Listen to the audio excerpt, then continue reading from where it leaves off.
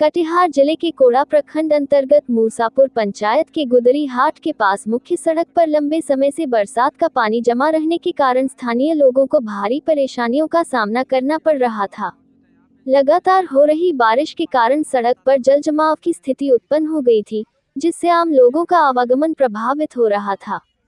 सड़क पर जमा पानी के कारण बाजार आने जाने वाले लोगों, स्कूली बच्चों, बुजुर्गों तथा आसपास के दुकानदारों को रोजाना कठिनाइयों का सामना करना पड़ रहा था।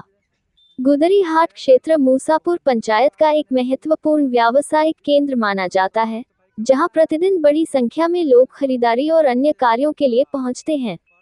लेकिन सड़क पर जलभराव होने से लोगों को कीचड़ और गंदे पानी के बीच से गुजरना पड़ रहा था।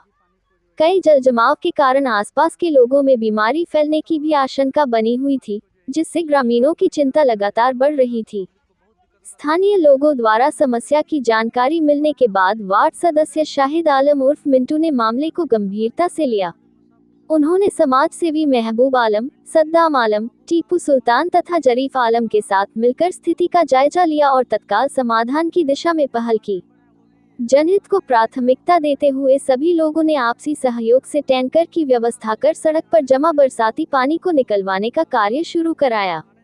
कई घंटों की मेहनत के बाद सड़क पर जमा पानी को बाहर निकाला गया, जिससे लोगों को बड़ी राहत मिली।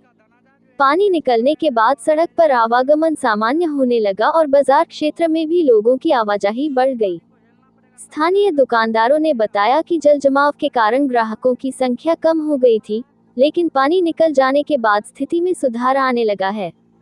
वार्ड सदस्य शाहिद आलम उर्फ मिंटू ने कहा कि जनता की समस्याओं का समाधान करना उनकी पहली प्राथमिकता है।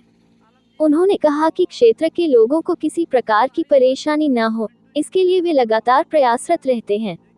उन्होंने बताया कि जल जमाव की समस्या को देखते हुए तत्काल टैंकर मंगाकर पानी निकलवाया गया ताकि आम लोगों को राहत मिल सके। वहीं समाज सेवी महबूब आलम ने कहा कि सामाजिक कार्य केवल चुनावी समय तक सीमित नहीं होना चाहिए, बल्कि हर परिस्थिति में जनता के साथ खड़ा रहना चाहिए।